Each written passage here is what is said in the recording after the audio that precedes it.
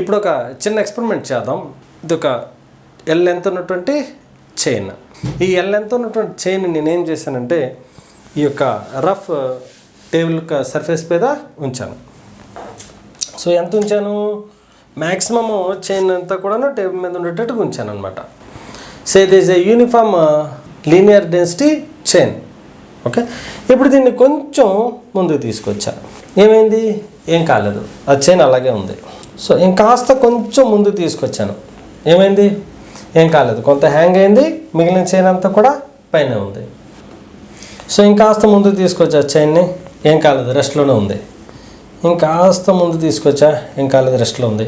ఇంకాస్త ముందు తీసుకొచ్చా, ఏం కాలేదు, ఇంకాస్త ఇంకాస్త ఇంకాస్త అయ్యా ఏమైంది, స్లైడ్ అయ్యి కింద పడిపోయింది. అంటే కొంత లెంత్ వరకే ఆ చైను పైన ఉన్నటువంటి చైను కింద హ్యాంగ్ అవుతున్న యొక్క చైన్ యొక్క వెయిట్ని బేర్ చేయగలుగుతుంది.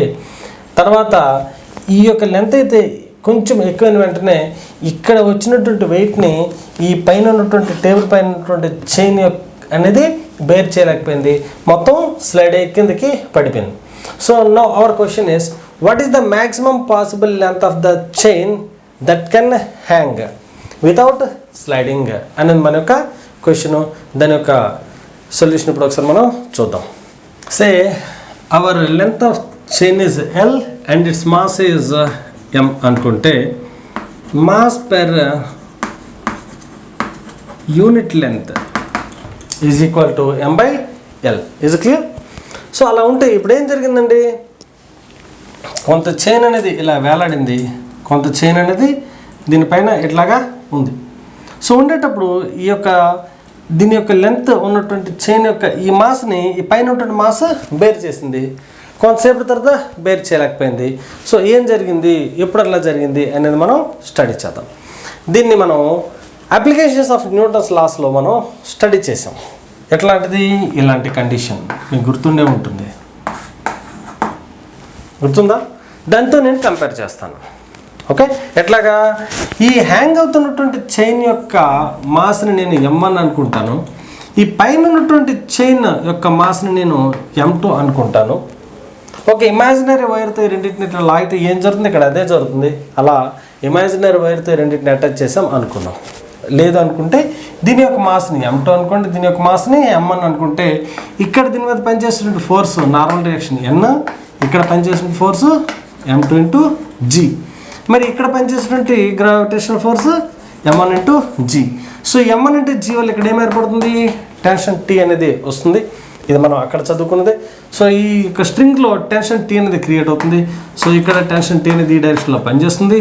So this T pulls the chain which is on the table.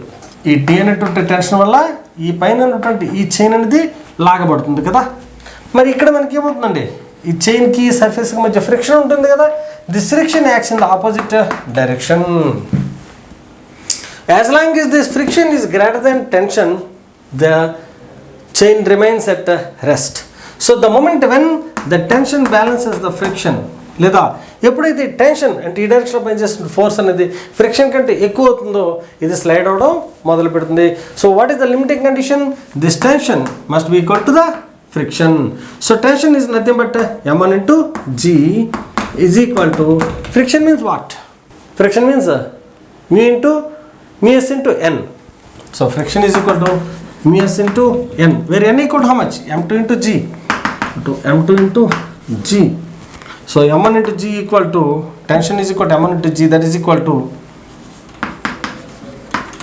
mu s into M2 into G. ఇది మన condition. Now our job is to find the values of M1 and M2. See, from this mass per unit length is M by L. For example, if some L dash length is hanging, means what is the length is on the surface? Total length is L. If L dash length is hanging, what is the length on the table? L minus L dash. So for unit length, the mass is M by L. For L dash length, what is the mass? That is our M1. So M1 corresponding to L dash length. మీరు జనరల్గా చిన్నప్పుడు చూస్తుంటాం, 4 chocolates 8 rupees అయితే 1 chocolate ఎంత 8/4, 6 chocolates ఎంత 8/4 into 6 అంటాం కదా. 4 chocolates 8 rupees అయినప్పుడు 1 చాక్లెట్ 8/4 2 రూపీస్, 6 చాక్లెట్స్ ఎంత అవుతాయి 12 రూపీస్. అట్లాగే ఎల్ లెంత్ యొక్క మాస్ ఎం అయితే యూనిట్ లెంత్ మాస్ ఎంత m/l. మరి ఎల్ డాష్ లెంత్ యొక్క మాస్ ఎంత, ఎల్ డాష్ లెంత్ ఉన్నటువంటి చైన్ యొక్క మాస్ ఎంత m/l ఇంటూ ఎల్ డాష్. మరి ఇక్కడ ఎంత ఉంది L minus L dash, that is equal to m2. So m2 is the mass corresponding to the length of L minus L dash. L minus L dash length ఉన్నటువంటి chain యొక్క mass ఎంత m2, that is equal to how much m/l into L minus L dash. So these are our m2 value, these are our mn value. So if I substitute them, I will get the answer. So what is our m1? m/l into L dash into g gets cancelled, so no need to write, which is equal to mu s into m2 means m/l into L minus L dash. So m/l gets cancelled. So what is left with?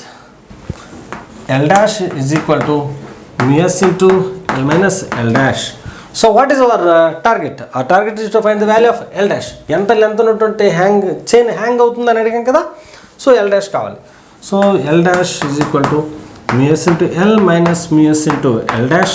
So if I take it left, so L dash plus mu s into L dash is equal to mu s into L.